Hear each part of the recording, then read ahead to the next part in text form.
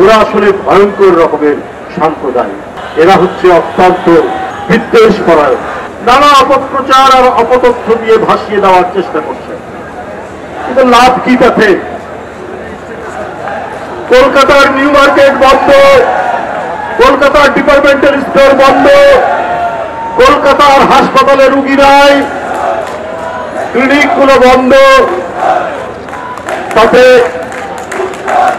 আপনাদের আনন্দ হতে পারে, আমাদের এখানে কোনো ধরনের ভ্রুক্ষেপ নেই। ভারতে যায় মানুষ চিকিৎসা করার জন্য, টুকটাক কেনাকাটার জন্য। এটা এই কারণে যে একটি বড় দেশ, একটা ট্যুরিজম হয়, একটা বেড়ানোর সুযোগ থাকে। বাংলাদেশে আপনারা মনে করেছেন এখানে হাসপাতাল নেই? আপনারা যে সমস্ত জায়গা থেকে পড়াশোনা করেছেন, বিশেষ করে চিকিৎসা বিদ্যায় ইউরোপ, আমেরিকা, আমাদের চিকিৎসকরাও তো সেখান থেকে পড়ে আসছে। এফআরসিএস, এমআরসিপি, সেই গ্লাসগো, লন্ডন, আমেরিকা, অস্ট্রেলিয়া, বিভিন্ন জায়গা থেকে তারা পড়ে আসছে। চিকিৎসক তো আমাদের কোনো অভাব নেই। আমাদের মেডিকেল কলেজ অসংখ্য, সরকারি এবং বেসরকারি মিলিয়ে। ওরা মনে করেছে আমরা বোধহয় একেবারে বাস ঝাড়ের মধ্যে। আরে ভাই, আমাদের এই দেশে শতকরা 100% স্যানিটেশন সিস্টেম, অত্যন্ত ডেভেলপ স্যানিটেশন সিস্টেম। কেউ বাস ঝাড়ে যায় না, কেউ রেল লাইনের ধারে টয়লেট সারে না। আর আপনি কলকাতা থেকে দিল্লি যাবেন, আপনি রেল লাইনের ধারে দেখবেন কি অদ্ভুত ব্যাপার। যে দেশের মাত্র 60% স্যানিটেশন সিস্টেমটা কিছুটা ডেভেলপ, 40% পুরো স্যানিটেশনই নাই। উন্মুক্ত প্রান্তর ছাড়া আপনার কোনো ব্যবস্থা নেই। তো তারা কিসের অহংকার করে? ওদের সাথে কেউ বন্ধুত্ব করতে পারে না, কারণ ওরা মুখে যাই বলুক, ধর্মনিরপেক্ষ বলুক আর সেকুলার বলুক, ওদের মনের ভিতরে হচ্ছে কট্টর হিন্দুত্ববাদী হিংসা ছাড়া ওদের মধ্যে কিছু নেই। আমি শাসক শ্রেণী ভারতের বলি, আপনারা বাংলাদেশে বলছেন সংখ্যালঘু নির্যাতন।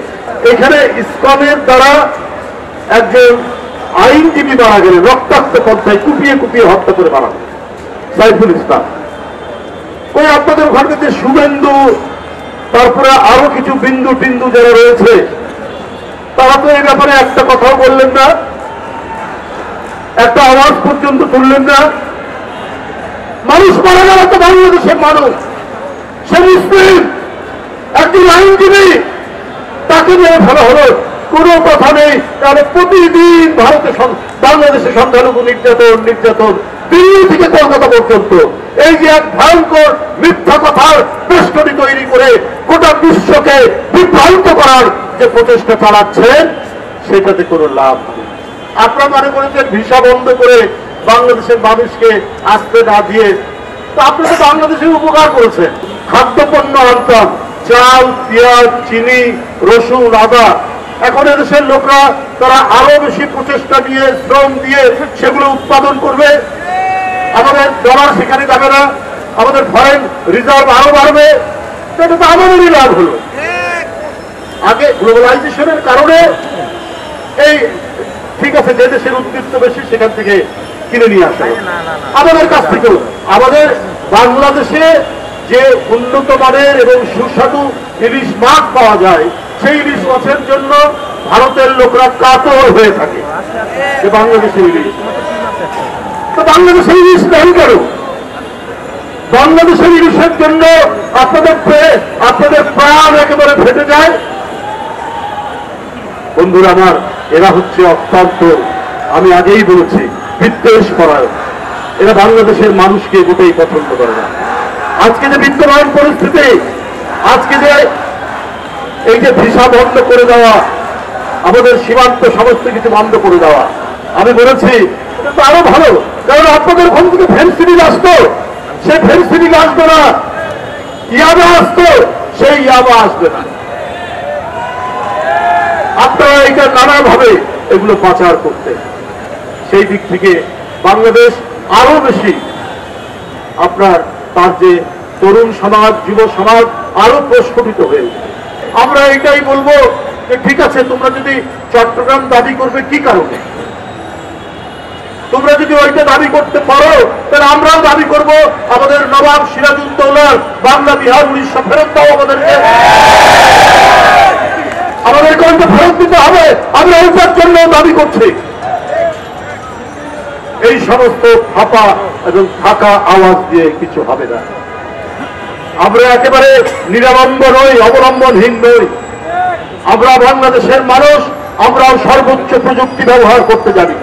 আমরা আমাদের দেশকে রক্ষা করার জন্য আকাশ, পাতাল, ভূমি, পানি প্রত্যেকটি জায়গায় আমাদের যে শক্তি, আমাদের যে সশস্ত্র বাহিনীর, আইনসঙ্গত বাহিনীর যে শক্তি, সেই শক্তিও কিন্তু কম নয়। 18 কোটি দেশের মানুষ বন্ধুরা, আমরা প্রত্যেকটি দিক থেকে আমরা এই দিল্লির আগ্রাসনকে প্রতিহত করতে আমরা প্রত্যেকেই প্রস্তুত রয়েছে। ওরা আসলে ভয়ঙ্কর রকমের সাম্প্রদায়িক, ঘৃণা ছাড়া, অন্যের প্রতি অসূয়া ছাড়া, ভিন্ন ধর্মের প্রতি তারা প্রতিহিংসা দেখানো ছাড়া ওদের আর রাজনীতি নেই। ওদের রাজনীতি শেষ হয়ে গেছে।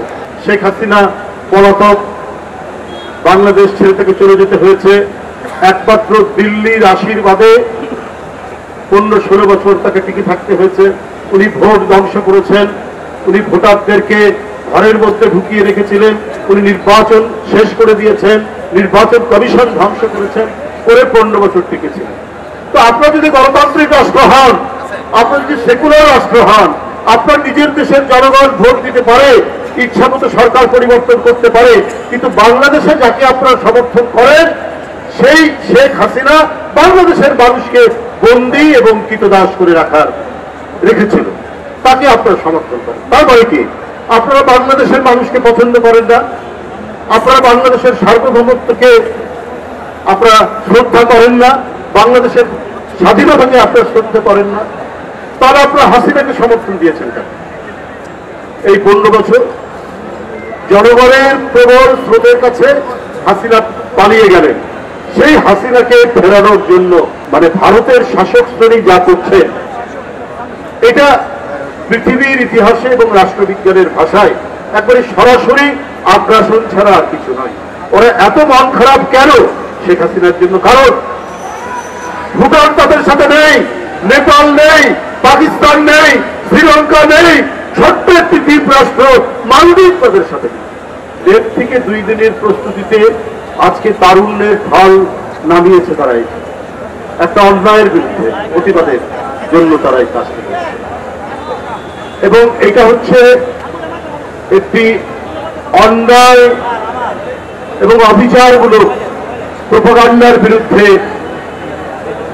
জাতীয়তাবাদী শক্তির এই 3টি বাহিনী, একটা রাজনৈতিক সংগঠন, আমি বাহিনী বললাম কারণ তাদের বুকের মধ্যে এখন যে আগুন জ্বলছে, এই আগুন দ্রোহে, এই আগুন আগ্রাসনের বিরুদ্ধে প্রতিরোধের, এই আগুন শুধু 2 হাতের বড় ভয় নয়, এই আগুন এই 2 হাতে হয়তো একদিন অস্ত্র নিয়ে আমার স্বাধীনতা, আমার পতাকা, আমার ভূখণ্ডকে রক্ষা করতে